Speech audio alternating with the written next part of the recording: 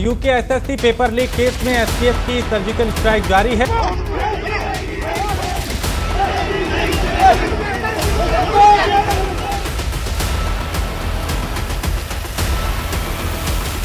हर साल हर छोटी बड़ी परीक्षा से पहले कुछ दिशा निर्देश जारी किए जाते हैं, लेकिन उनका उल्लंघन करने वाले भी कुछ ना कुछ तोड़ निकाल ही लेते हैं।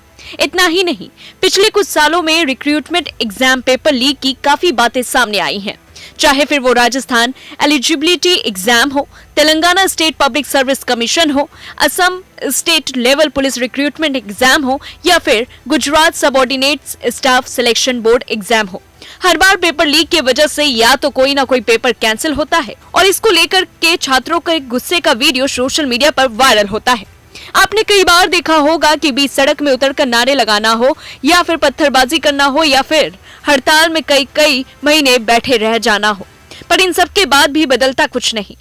अब ऐसे स्टूडेंट्स को रोकने के लिए गवर्नमेंट एक नया कानून ला रही है और इन गैर कानूनी एक्टिविटीज पर सख्ती बरतने के लिए पब्लिक एग्जाम बिल 2024 यानी लोक परीक्षा विधेयक पास किया गया है।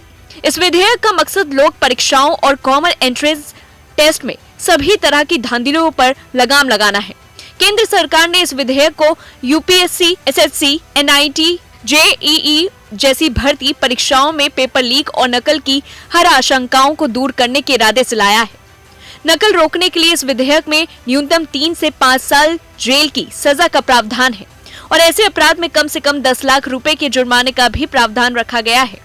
लेकिन जो लोग नकल करवाने के संगठित अपराध के दोषी होंगे, उन्हें 5 से 10 साल तक की जेल और कम से कम 1 करोड़ रुपए जुर्माना देना होगा।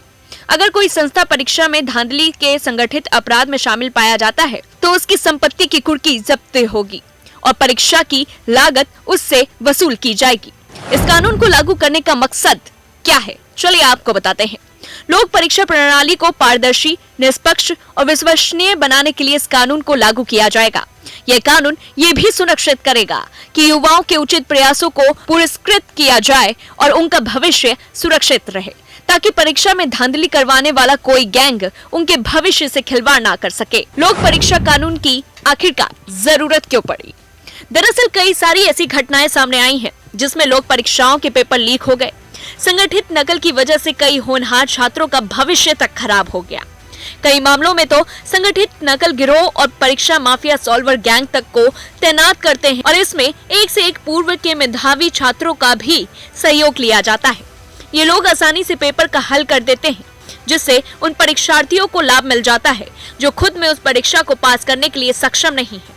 इससे किसी होनहार अभ्यर्थी का भविष्य खराब होता है और वह पिछड़ जाता है। कई मामलों में परीक्षा गैंग की ओर से पेपर ही लीक करा दिया जाता है। इस विधेयक का मकसद ऐसे नापाक परीक्षा गैंग को पूरी तरह से रोक देना है। परीक्षार्थियों और छात्रों पर क्या प्रभाव पड़ेगा? इस कानून का लक्ष्य पैसे बनाने के लिए परीक्षाओं में धांधली करवाने वाले संगठित गैंग और संस्थाओं पर लगाम लगाना है, लेकिन इसके दायरे में आम छात्रों और परीक्षार्थियों को बाहर रखा गया है।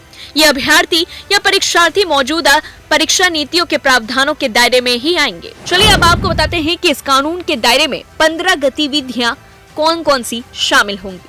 पहला, परीक्षा से पहले ही प्रश्न और उत्तर लीक कर दिए जाने पर।